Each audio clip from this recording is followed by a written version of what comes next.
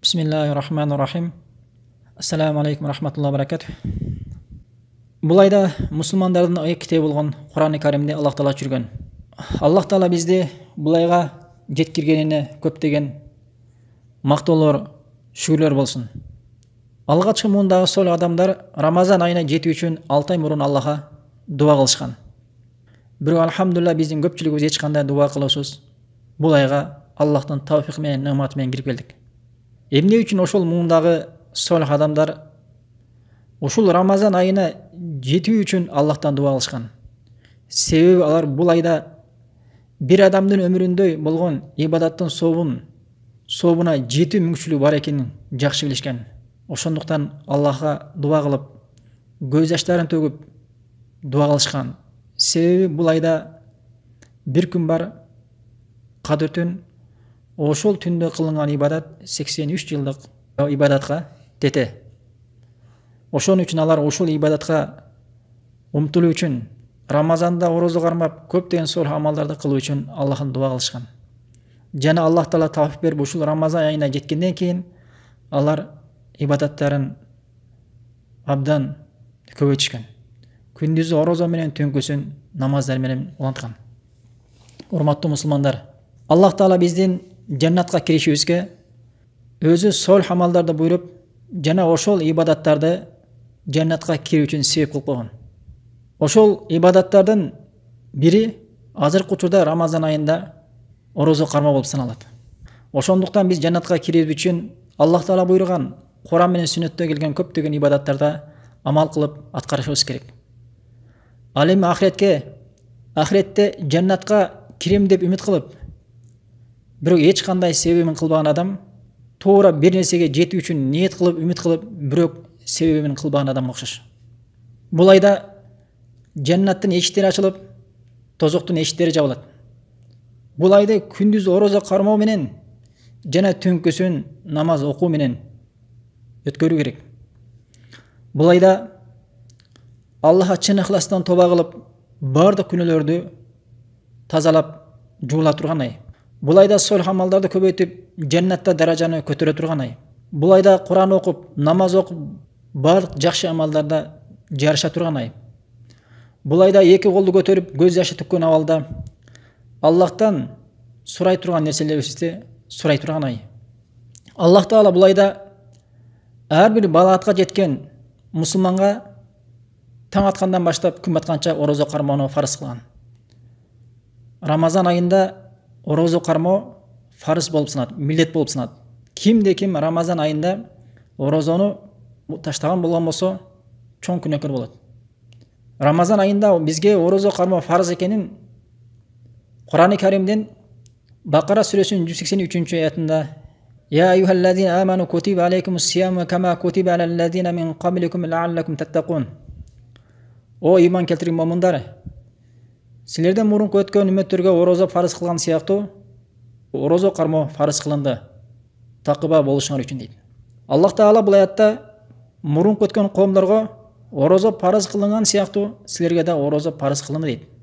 Ошондуктан Аллах Таалага иман келтирип, Аллах Тааланын жалгыздыгына, бирдигине иман келтирип, мен мусулманмын деген адамга Рамазан айына аман эсен саламатта жеткен болгон болсо орозо кармоо фарыз болуп саналат.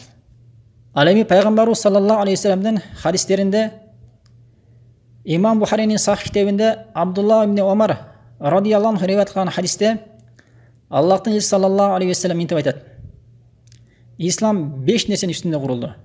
Биринчиси ла илаха иллаллах Мухаммаду расулаллах.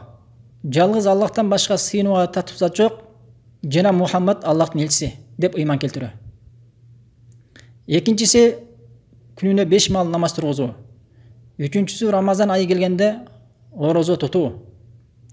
Төртүнчүсү бай адамдарга малынан зекет берүү. Бешинчиси мүмкүнчүлүгү бар адам үчүн аж амалдарын аткаруу. Хадис Бухариде келет.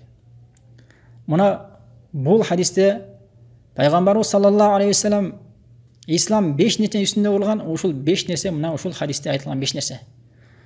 Туура адамдын үйү, салган үйү 4 дубалдан курулган болгон болсо, ислам 5 нерседен курулган. Ошондуктан ушул 5 нерсеге көзүбүздүн карайгындай көңіл буруу зарыл. Ошондуктан ар бир Рамазан айына Аллах Таала тауфик берип саламатта жеткиргенден кийин орозо кормау ага парыз болуп саналат. Бир гана шариатта көрсөтүлгөн үзүрлүү адамдар гана үзүрлүү болот. Башка имам Ахмаддын муснадында Абу Хурайра радиаллаху анху риwayat сахихте Пайгамбарыбыз саллаллаху алейхи вассалам бул берекелүү Рамазан айында Аллах Таала ар бир мусулманга орозо кармоону фарз кылды. Бул айда бейиштин эшиктери ачылып, тозоктун эшиктери жабылат, жана шайтандар кишенделет деп айтат. Урматтуу туугандар, Пайгамбарыбыз саллаллаху алейхи вассалам бул хадисте бул берекелүү Рамазан айында жаннаттын эшиктери ачылып, тозоктун эшиктери жабылат, жана шайтандар кишенделет дейт. Мына ушундай берекелүү айда шайтандар кишенделип ибадат кылууга мүмкүнчүлүк болуп турган жана мусулмандардын баары ушул Рамазан айында жумуштарын азайтып, ибадатка умтулуп, адамдар Аллахтан үмүт кылып, дуа кылып, көз жашын төгүп, Аллахка жакындай турган айда ушундай орозону таштап, башка нерсе менен алек болбоңуз. Бул мусулмандардын берекелүү, Аллахка жакындап, көп соопторго жете турган ай. Имам Ахмаддын муснадында Абу Хурайра радиаллаху анху риwayat кылган сахих хадисте Аллахтын элчиси саллаллаху алейхи вассалам мынтип айтат: Бардык адам баласынын кылган амалдары өзү үчүн, бир гана орозосу мен үчүн. Себеби кулум тамагын жана суусундугун мен үчүн таштайт. Ошондуктан башка кылган амалдарына 10дон 700гө чейин сооп көбөйтүлүп, эселенип берилген болгон болсо, бул Рамазанда кармаган орозосунун соовун мен өзүм беремин дейт. Тактап айтканда, Аллах Таала бул орозодо Рамазан айында орозону кармаган адамга башка ибадаттардан өзгөчөлөнүп, Аллах Таала кыямат күнү соовун эселетип, аттырып, башка ибадаттардан да көбүрөөк берет. Ошондуктан ушундай сооптон Аллах Таала үчүн гана кылына турган амалды ушундай берекелүү Рамазан айында таштап койбоңуздар, урматтуу туугандар. Аллах Таала кыямат күнү ошол кулун разы кылып, ошол кулун Аллах Таала соопторун эселетип берет. Имам Бухаринин сахихинде Абу Хурайра риwayat кылган сахих хадисте Аллахтын элчиси саллаллаху алейхи вассалам айтат: Кимде ким Рамазан айын Аллах парыз кылды, жана Рамазан айында кылган ибадаттарына Аллахтан сооп үмүт кылган абалда орозо тута турган болгон болсо, Аллах Тааланын өткөн күнөөлөрүн кечирет дейт.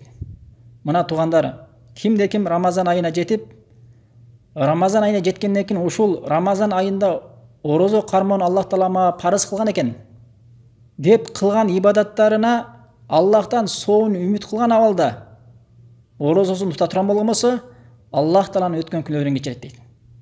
Имам Бухаринин сахихинде Айша энебиз риwayat кылып айтат: Пайгамбарыбыз саллаллаху алейхи вассалам Рамазан айына киргенде үй бүлөсүн ойготуп, түнкүсүн намаз менен өткөрөр эле дейт.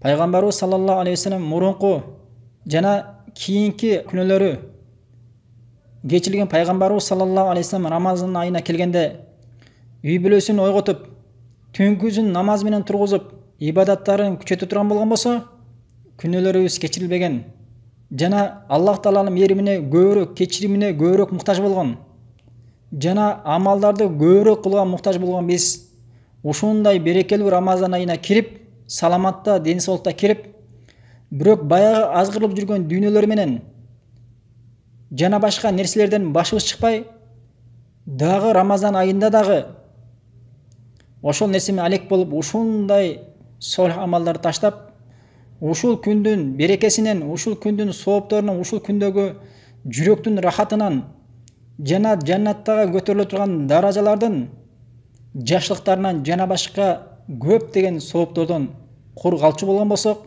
Аллах Таала өзү сактасын. Ахли сүнна алымдары бул айды туура соодагерлер күзүндө дыйканчылар эгиндерин жыйнап, соода кылган учурда сооданын сезону деп аташкан болгон болсо, бул Рамазан айында Аллахтан корккон, Аллахты чын жүректен сүйген, жана элчисин сүйген, ахиреттен үмүтү болгон, жаннаттан үмүтү болгон ар момун менен мусулманга ибадат кылууда, солих амалдарда жарышууда, жана башка көптөгөн жакшылыктарды кылууда жарыша турган ибадаттын сезону болуп эсептелет. Урматтуу туугандар, ушул айда башка зарыл болбогон иштерди токтотуп, ушул ибадаттарда жарышуубуз керек болот. Аллах Таала Кур'ан-ы Каримдин Ал-Имран сүрөсүнүн 133 аятында мындай деп айтат: Раббыңар Аллахтын кечиримине жана такыбалар үчүн даярдалган кеңдиги асман менен жердей болгон жаннатка солих жакшы амалдар менен жарышкыла дейт. Урматтуу туугандар, мына Аллах Таала бизди кеңдиги асман менен жердей болгон жана такыба адамдар үчүн, Аллахтан корккон такыба адамдар үчүн даярдалган жаннатка жакшы солих амалдарда жарышкыла деп жатат. Урматтуу туугандар, мына чыныгы эң жакшы жарышу мына ушул ибадаттарда.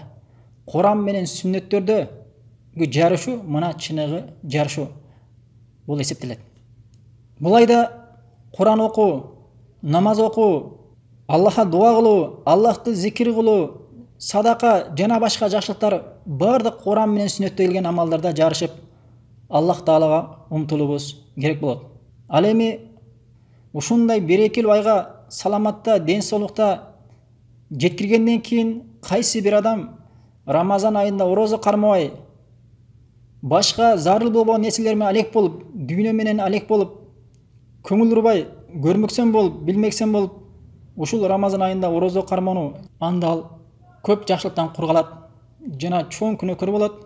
Имам Ахмадтын муснадында Абу Хурайра радияллаху анху риwayat сах хадисте Аллахтын элчиси саллаллаху алейхи ва саллям мынтип айтат: Бул айда 1000 айдан жакшы болгон бир түн бар. Ким ал түндү ибадатсыз өткөрө турган болгон болсо, тактап айтканда сообунан махрум болсо, чындыгында ал чоң жакшылыктан кур калган болот деп айтат. Ошондуктан ушундай Рамазан айында мындай жакшылыктардан кур калуудан өтө этият болуш керек. Имам Термизидин хадис жыйнагында Абу Хурайра радияллаху анху риwayat кылган сах хадисте Аллахтын элчиси саллаллаху алейхи ва саллям мынтип айтат: Кайсы бир адам Рамазан айына кирип бирок күнөөсү кечилбеген абалда андан чыкса, анын мурду топуракка сүрүлүп кор болсун деген. Мына ушундай Рамазан айына саламатта жетип, бирок ушул Рамазан айында орозо кармабаса, мына пайгамбарыбыз саллаллаху алейхи ва саллям ал адамга мына ушундай нерсени айткан. Ошондуктан ар бир мусулманмын деген адам ушундай оор айтылган хадистерге, оор айтылган пайгамбарыбыз саллаллаху алейхи ва саллям ушундай сөздөрүнө түшүп калуудан өтө этият болуусу керек. Аллах Таала бул берекелүү Рамазан айында бардык мусулмандарды орозо кармоого жана Кур'ан менен сүннөттө келген бардык солих амалдарга ибадат кылууга күч кубат берип, тауфик берген болгон болсун. Жана билип, билбей кылган күнөөлөрүбүздү Аллах Таала кечирген болгон болсун. Жана азыркы учурда тарап жаткан оорудан бардык мусулмандар сактаган болгон болсун.